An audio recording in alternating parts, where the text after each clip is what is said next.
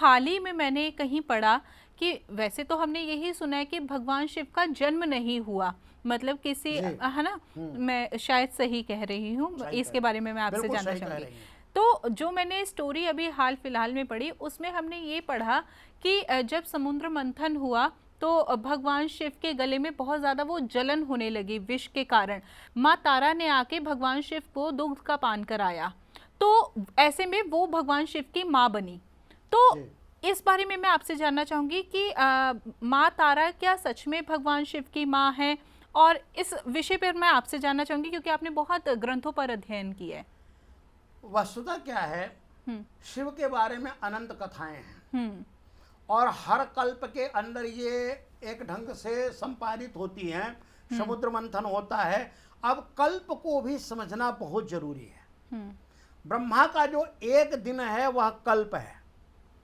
अब वह करोड़ों की संख्या में जब हम लोगों के दिन व्यतीत होते हैं उसे कल्प कहा जाता है। इसका एक पूरा विज्ञान है, क्योंकि कलयुग है और उसके बाद फिर द्वापर, फिर त्रेता, फिर सतयुग, एक चतुर्युगी, 21 चतुर्युगी का एक मनवंतर, तो ऐसे लंबा काल होता है। तो हर कल्प में ये कथा संपन्न होती है।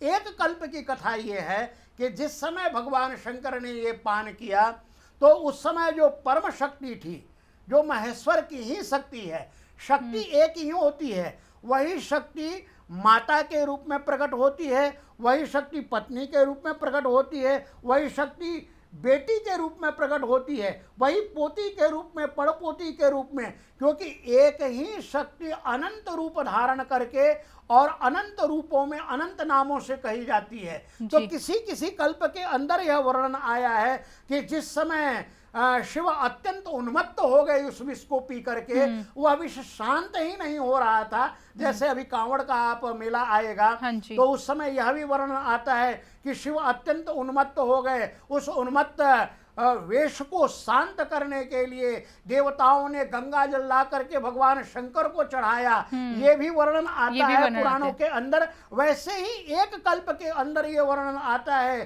कि अब गंगा जल भी चढ़ाने से शांत नहीं हुआ और अत्यंत उग्र स्थिति हो गई, तब भगवती तारा उस समय डर गई और डर करके ये हुआ कि अब तो सृष्टि का अंदर तांडव हो जाएगा। और तांडव हो जाएगा, और शंकर के तांडव करने का अर्थ यह होता है कि आप समझिए सृष्टि का प्रलय हो गया। तो अकाल में ही काल प्रकट होकर के प्रलय कर देगा, तो सब नष्ट हो जाएगा। उस समय वही परम शक्ति तारा के रूप में प्रकट होकर के और शिव को दुग्ध पान कराती हैं। दुग्ध का अर्थ ये है, उसकी गहराई को समझिए, जो अत्यंत भयंकर तमोगुण है, अत्यंत भयंकर उग्र रूप है, उस उग्र रूप को शांत करने के लिए सत्व गुण का प्रवेश ही दुग्धपान है।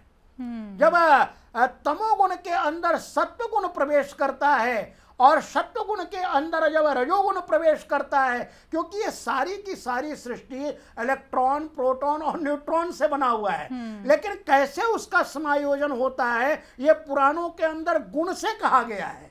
तो अत्यंत जब तमोगुण होता है, उस तमोगुण को शांत करने के लिए सत्व गुण का उदय किया जाता है और सत्व गुण के उदय के लिए ही भगवती तारा ने उनको दुग्ध पान कराया। इसलिए दुग्ध पान कराने के कारण उनको माता की ये पदवी दी गई। तो ये एक कल्प की कथा है। ऐसे अनेकों कल्प की अनेकों कथाएं हमारे पुराणों के अंदर बहुत विस्तार से बताई गई है। उसमें भ्रमित नहीं होना चाहिए, क्योंकि पुराणों के रहस्य को जो नहीं समझता है ना, वही भ्रम पैदा करता है।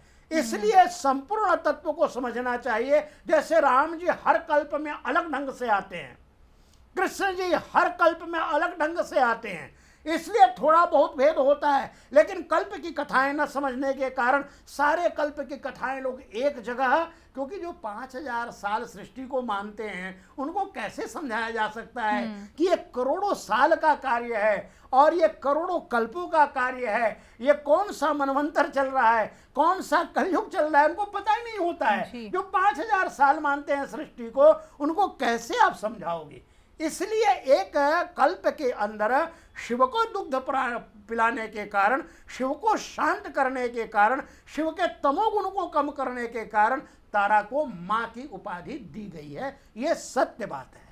चलिए, बहुत ही अच्छे से आपने इस जिज्ञासा का भी समाधान हमारे लिए किया, हमारे दर्शकों के लिए किया। आपने अपना कीमती समय दिया, उसके लिए बहुत बहुत धन्यवाद।